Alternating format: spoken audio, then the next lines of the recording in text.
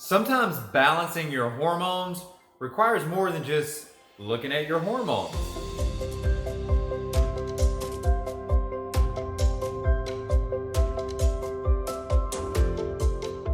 Hi, I'm Dr. Arland Hill. Thanks for joining me for another video. Today we're going to be talking about hormones, but probably not from the perspective you're anticipating. Listen, everybody wants hormone balance, and there are so many things that are thrown at us on a daily basis that easily disrupt our hormones. We are constantly bombarded with stress, where we have multiple encounters with things in our environment that want to and have the possibility of disrupting our hormones. But there's some key things that we can do to make sure that we keep those hormones balanced. And those are all aside from just detoxing and avoiding stress. Those are key, but this is another component that you need to be thinking about.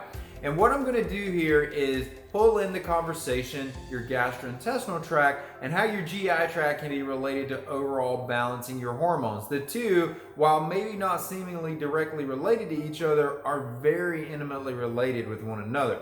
Here's how all this plays out. When you look to detoxify a hormone, your hormone has to go through the liver. It has to go through what's typically known as a phase 1 and a phase 2 detoxification process. And once it's cleared that detoxification process, which is normal, we need to be able to break down and eliminate our hormones. But once it's cleared that process, it moves into the small intestine. And from there, we ultimately want to excrete out a certain percentage of these hormones. However, some of these hormones can be converted back and reabsorbed back into the system. And if you think about what the implications of this are, this simply means that you're reabsorbing hormones that you should be excreting, and over time, that level of hormone continues to escalate. What can you do about that?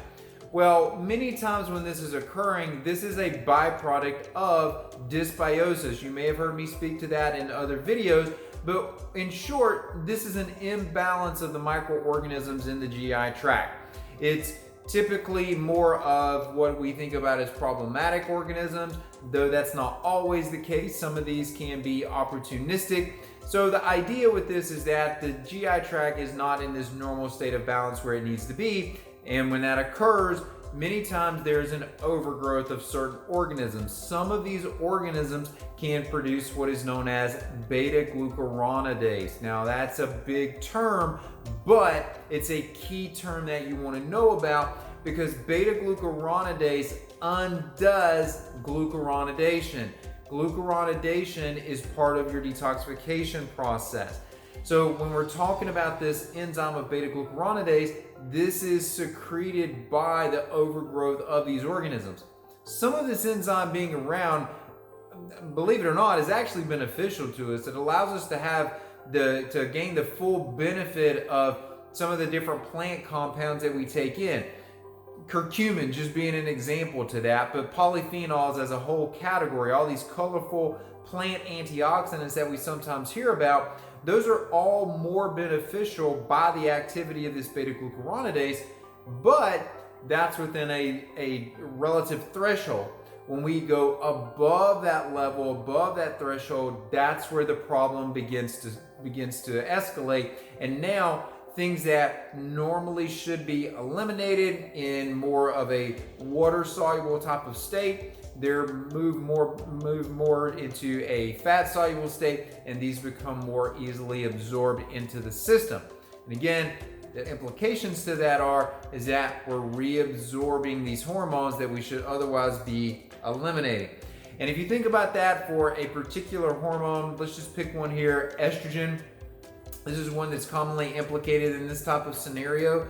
This can lead to what we think about as estrogen dominance. It can become an absolute estrogen dominance where there is just simply too much circulating around in the system.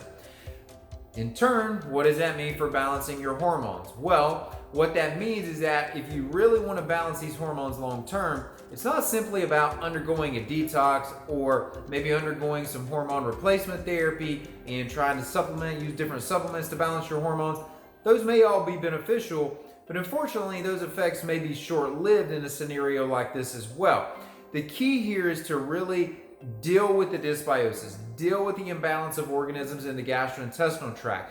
Whether that means that you use something to directly kill these organisms, or more importantly, we rebuild the environment of the gastrointestinal tract by using various fiber sources, using certain plant compounds that are colorful in nature, using other types of organisms, or even something known as short-chain fatty acids, which we'll spend time talking about in upcoming videos. Any of these types of things that can manipulate that environment in a positive direction, that's what we're looking for.